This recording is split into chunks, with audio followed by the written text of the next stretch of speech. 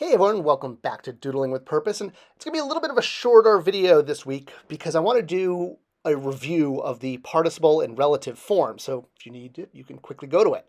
So as you know, if you've been following for, well, the last 168 weeks, the last few weeks we've been talking about all of the different tenses of verbs. And while you have standard tenses like past tense and the infinitive and the present tense, we also have that relative form and the participle that are non-existent in English, which is, even though we've just gone through them the past few weeks, I want to do a review because, hey, reviewing is important.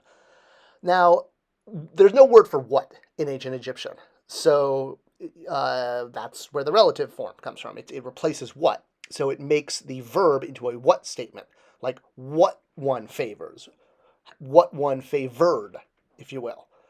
The participle form is a little different. It doesn't involve what, but rather turning the verb into a noun. So the relative form has past and future. Let's see how the participle does with past and future. So for the standard participle, which we know is just a noun or a pronoun, that verbs, meaning the dog sleeps or the dog that sleeps. So you're now describing the sleeping habit of the dog as a description of the noun. In English, we would probably just say the sleeping dog, but there's no inging, no ing in ancient Egyptian.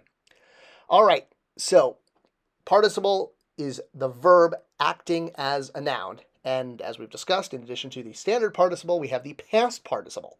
So that would be a noun pronoun that verbed ed. So in this case, the dog that slept.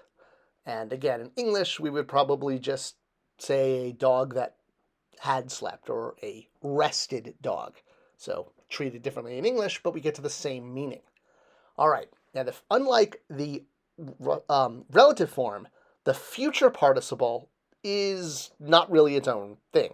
I mean, it's still the idea that a dog may sleep would be the future, but there's no direct participle. We're actually just going to use the standard future tense in order to describe what would be a verb as noun in a participle. So there's no distinct future participle verb translation or form.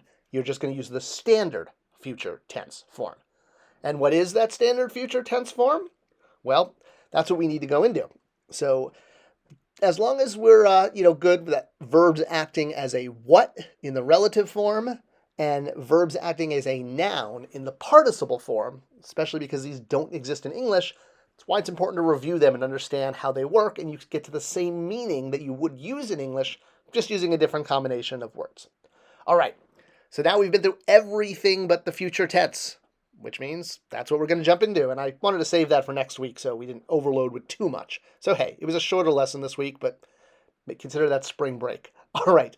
Thanks for joining me. As always, we could not have this class without you, and I will see you guys next week for the future tense, at least part 1. All right. Thanks for watching. Thanks for sharing. See you next week.